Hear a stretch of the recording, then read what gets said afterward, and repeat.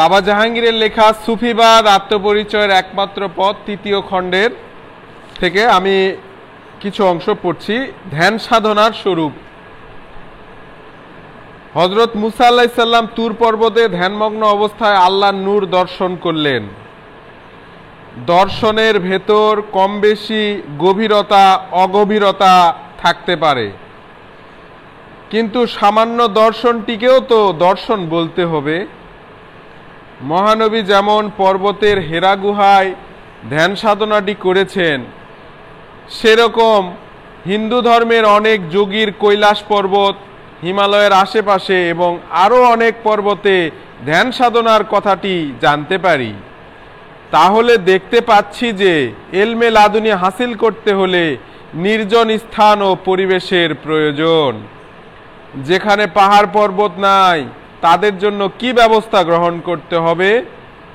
নির্জন পরিবেশে নির্জন ঘরে আপন পীরের দেওয়া ওজিফা ও ধ্যান সাধনার নিয়ম কানুনগুলো মেনে নিয়েই করতে হবে।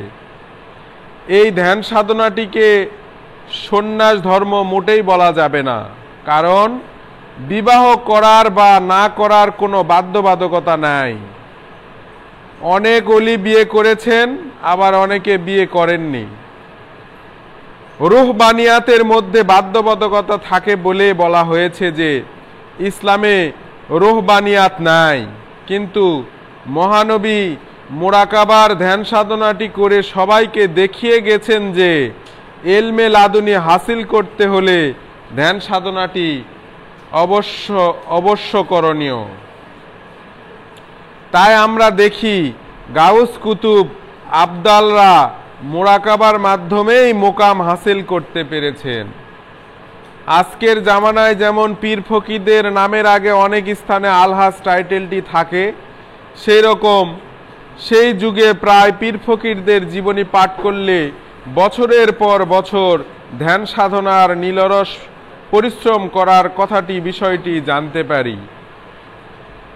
সুতরাং ঘুরে ফিরে বারবার একই কথা বলছি এ কারণে যে কথার মধ্যে খোদা নাই আর খোদার মধ্যে কথা নাই।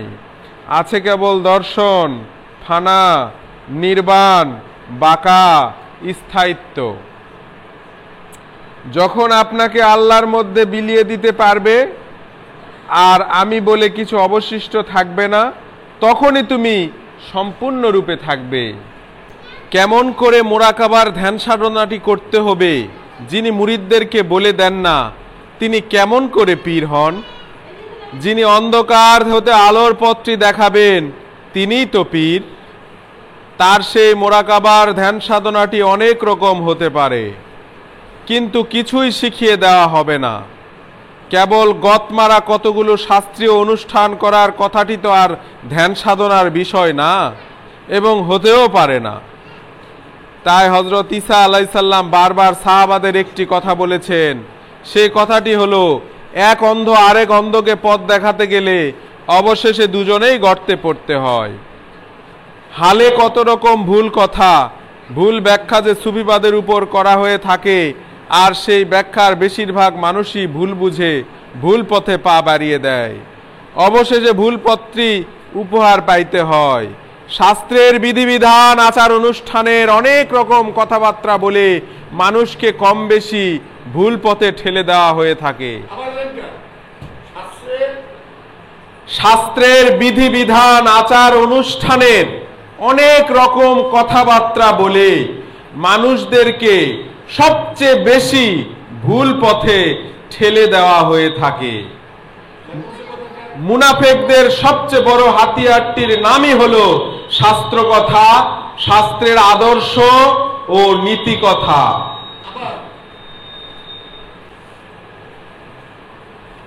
শাস্ত্রের বিধিবিধান আচার অনুষ্ঠানের অনেক রকম কথাবার্তা বলে মানুষদেরকে সবচেয়ে বেশি ভুল পথে ঠেলে দেওয়া হয়ে থাকে। মুনাফিকদের সবচেয়ে বড় হাতিয়ারটির নামই হলো শাস্ত্র কথা, শাস্ত্রের আদর্শ ও নীতি কথা। আমি আবারও পড়ছি।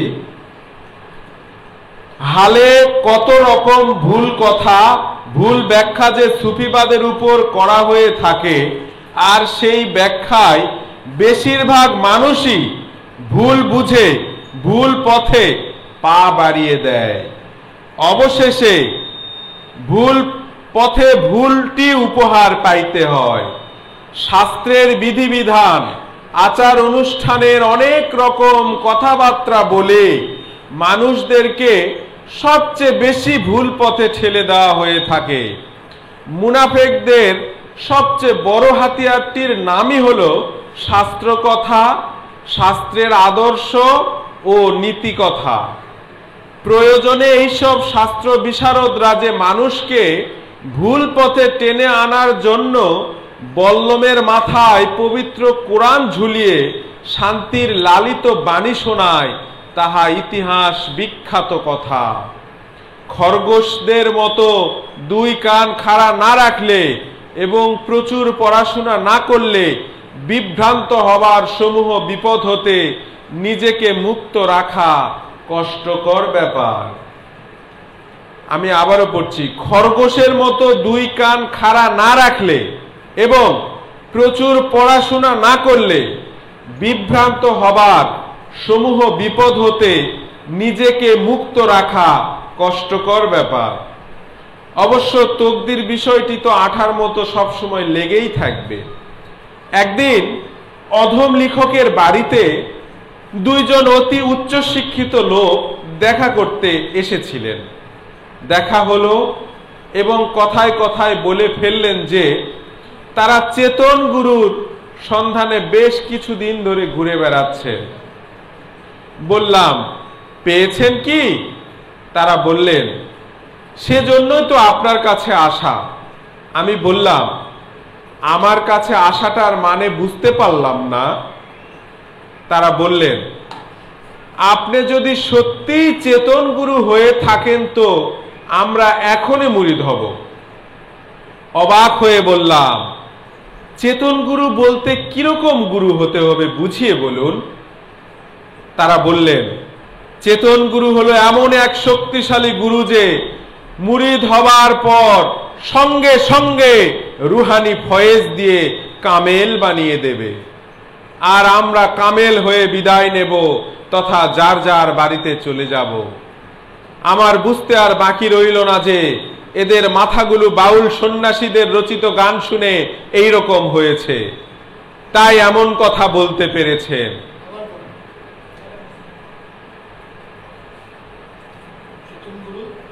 আমার বুঝতে আর বাকি রইল না যে এদের মাথাগুলো বাউল সন্ন্যাসীদের রচিত গান শুনে এই রকম হয়েছে, তাই এমন কথা বলতে পেরেছেন। আমি টিটকারির ছলে বললাম, এখন বুঝতে পারছি যে চেতন গুরু বলতে আপনারা কি বুঝাতে চেয়েছেন। তারা বললেন, হুজুর এতক্ষণে আমাদের মনের কথা সুন্দর ধরে ফেলেছেন। আমি বললাম, তাহলে তো চেতন গুরু বলতে আপনারা ইগলু আর কোয়ালিটি আইসক্রিমের কথা বলছেন। তারা বললেন, এটা আবার কেমন কথা? আমি বললাম, আপনাদের হাতে হাতে একটা করে ইগলু আইসক্রিম তুলে দেব, আর আপনারা সেটা চেটে চেটে খেয়ে কামেল গুরু হয়ে যাবেন, তাই না? লজ্জায় তারা থতমত খেয়ে আমার দিকে চেয়ে রইল। আমি বললাম, যারা চেতন গুরু পকেটে নিয়ে ঘোরাফেরা করেন তাদের নামগুলো আপনারা জানেন কি? যারা মায়ের পেটেই অলি, যেমন গাউসুল আজম, গাউসে পাক, খাজা গরিবে নওয়াজ, আলাউদ্দিন কালিয়ার সাবেরি, শেখ ফরিদ, শরফুদ্দিন ইয়াহিয়া মুনিরি, আরো অনেকে অনেক। তারা কেন মুরাকাবার ধ্যান সাধনাটি করতে গেলেন? বড় পীর সাহেব কেন 23 বছর ধ্যান সাধনা করলেন? খাজা বাবা কেন 14 বছর ধ্যান সাধনা করলেন? আলাউদ্দিন কালিয়ার সাবেরি কেন 12 বছর ধ্যান সাধনা করলেন? শেখ ফরিদ কেন 35 বছর ধ্যান সাধনা করলেন?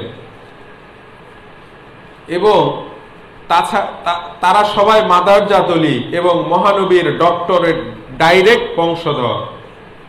তাছাড়া যিনি মহানবী, যার নামে আল্লাহ পাক এবং সমস্ত ফেরেশতা দরুদ পাঠ করেন, তিনি কেন 15 বছর 1 মাস 19 দিন হেরা গুহায় নির্জনে একাকী ধ্যান সাধনাটি করতে গেলেন। তারা তো চেতন গুরু বানান, এবং যারা চেতন গুরু বানান তারা কেন ইগলু আইসক্রিম খাবার মতো একদিনের একটি অংশে সবকিছু পাবার ঘোষণাটি দিলেন না? আপনাদের মস্তিষ্কের মগজে এমন উর্বর ফসল ফলানোর বাণীটি কোন পাগলে শোনালো? শুনুন, যার নিষ্ঠা আছে তার জন্য চেতন গুরু। শুনুন, যার নিষ্ঠা আছে তার জন্য চেতন গুরু। যিনি বৈষয়িক মোহটাকে নাই করে দিতে পেরেছেন এবং গুরুকে ধারণ করার যোগ্যতা অর্জন করতে পেরেছেন, তার জন্য চেতন গুরু। যারা চেতন গুরু তৈরি করেন তারা বছরের পর বছর ধ্যান সাধনাটি করে গেলেন, আর আপনারা ধ্যান সাধনাটি তো দূরে থাক, এর ধারে কাছে দিয়েও একবার হেঁটে দেখলেন না।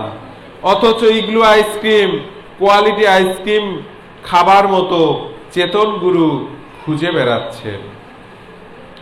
দুনিয়ার নতুন নতুন জিনিস আবিষ্কারের আশায় বিজ্ঞানীরা বছরের পর বছর কি প্রচন্ড ধ্যান সাধনা করে গেছেন, তার কয়েকটি দৃষ্টান্ত অবশ্যই আপনাদের মনে আছে।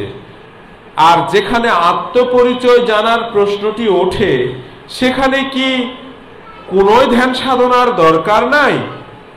মন গড়া কথা বলে নিজেকে সান্ত্বনা দেওয়া যেতে পারে, কিন্তু এর চেয়ে বেশি আর কি আশা করা যায়?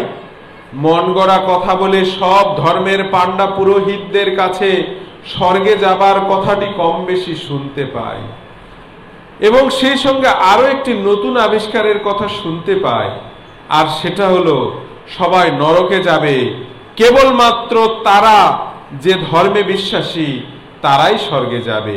কি চমৎকার ব্যবস্থাপত্র, কি চমৎকার চেতন গুরু, কি চমৎকার মুরিদ।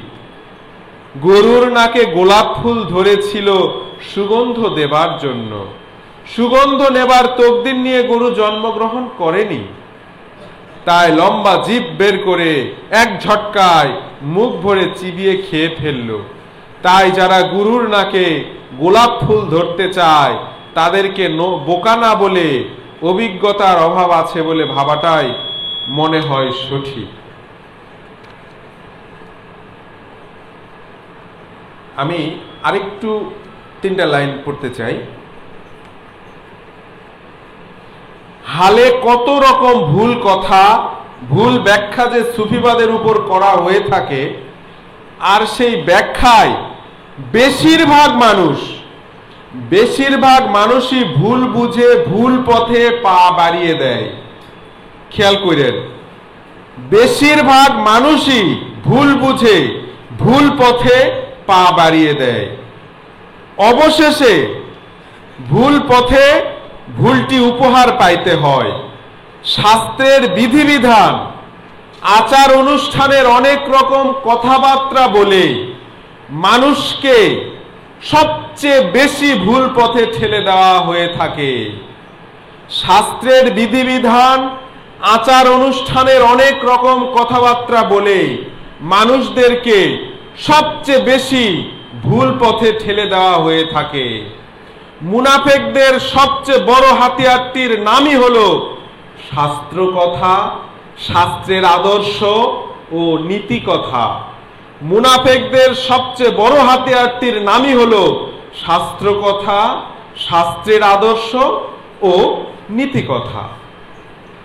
প্রয়োজনে এইসব শাস্ত্র বিশারদরা যে মানুষকে ভুল পথে টেনে আনার জন্য বল্লমের মাথায় পবিত্র কোরআন ঝুলিয়ে শান্তির লালিত বাণী শোনায়, তাহা ইতিহাস বিখ্যাত কথা। খরগোশের মতো 2 কান খাড়া না রাখলে এবং প্রচুর পড়াশোনা না করলে বিভ্রান্ত হবার সমূহ বিপদ হতে নিজেকে মুক্ত রাখা কষ্টকর ব্যাপার।